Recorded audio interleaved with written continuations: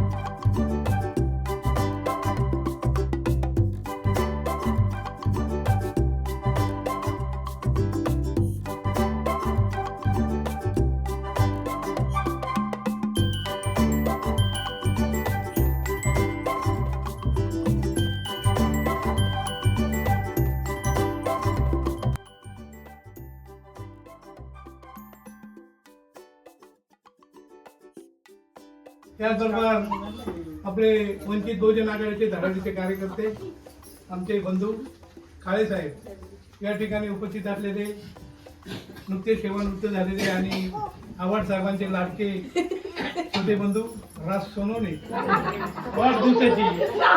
पण मला मागाशी राजा भाऊची चर्चा करताना, कारण आपण काळे साहेब आम्ही सगळे श्रावणचे माणसं नाही, कारण आमचा श्रावण तेव्हाच मारला गेलेला आहे, परंतु आता ती जी भावना आहे. आणि मग राजा भाऊ मला मागाशी बोलतोय का, भाऊ 75 जरी कार्यक्रम करायचा असला तरी 75च्या कार्यक्रमाला सुद्धा गोड जेवण दिलं जातं, त्याच्यामुळे तिला ते माणसात सुद्धा नंतर 2 महिन्यांनी करू का 4 महिन्यांनी करू, ठीक आहे म्हटलं, ते गोड करून घरी आल्यावर आपण तिकट खाऊ. तर आता इकडे आमचे जे रवी काका आहेत ते पप्पांबद्दल म्हणजे माझ्या सासऱ्यांबद्दल 2 शब्द बोलता आहेत.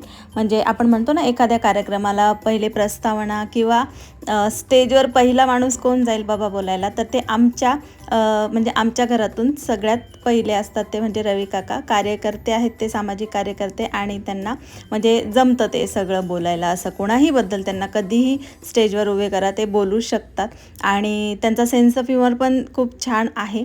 तर ते हसवतात सुद्धा बरेचसे. त्याचबरोबर मम्मींना इच्छा होती की नॉनव्हेजचं करायचं होतं जेवण, पण श्रावण चालू आहे म्हणून आत्ता सध्या नाही.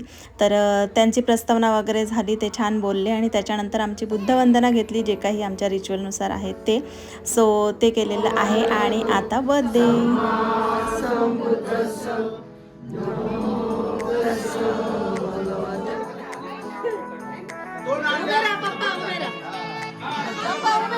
बाबा उभे राहा.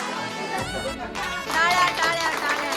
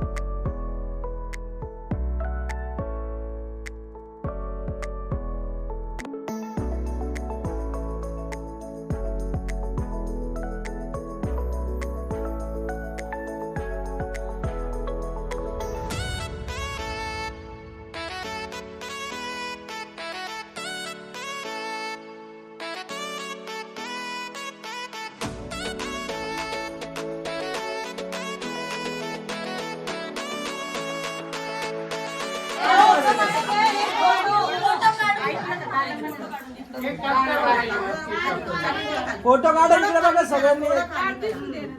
स्माइल.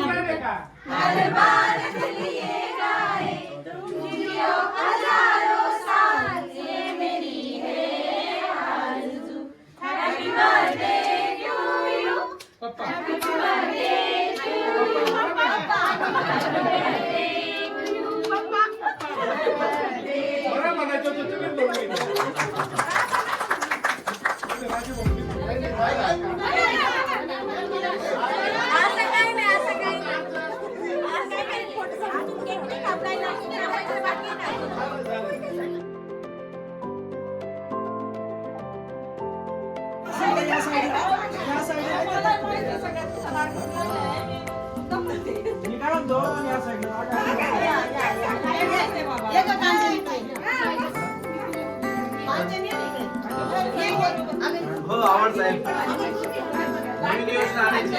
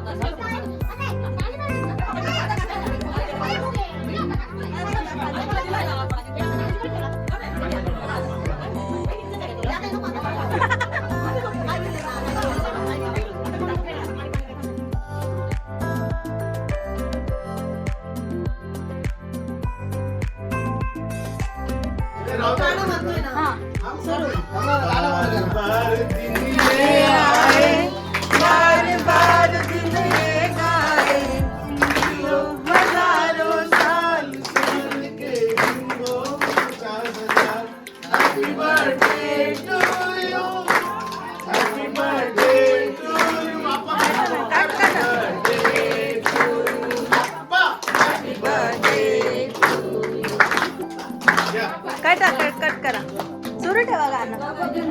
अहो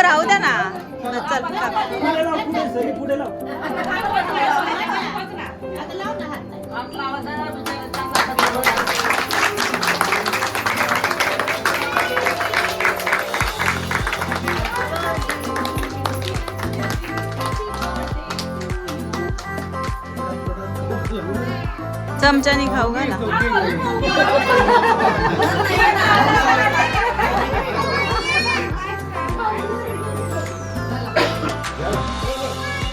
हॅपी बर्थडे.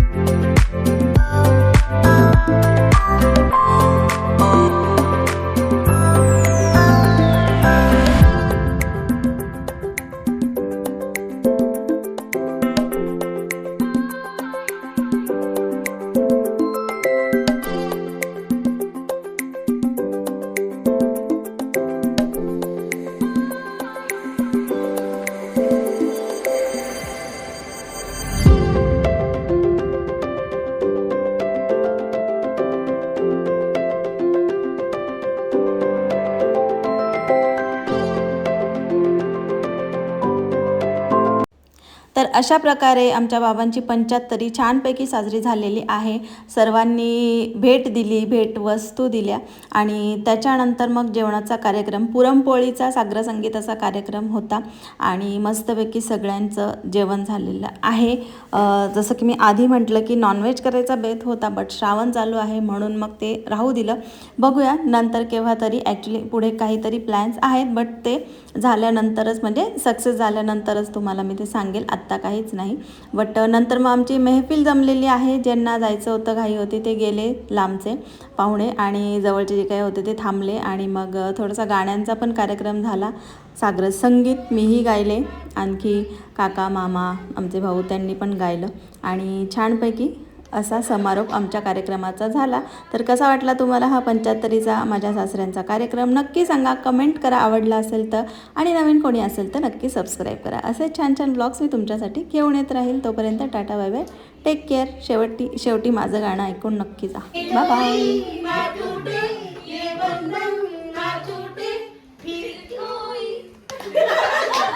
बोला बोला.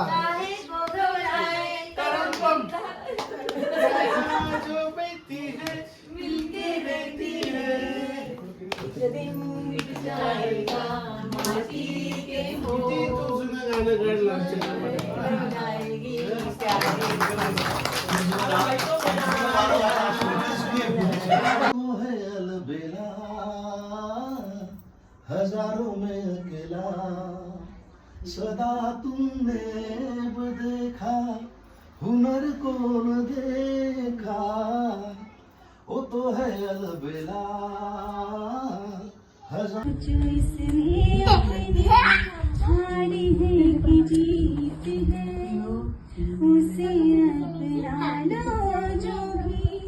जीवन की रीत है ये जिद छोड़ो यूं तोड़ो हर पल एक दर्पण है ये जीवन है बस जीवन का यही है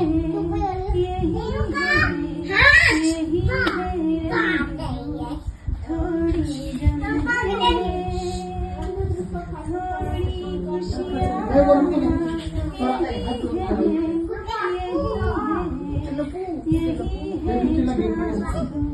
यही है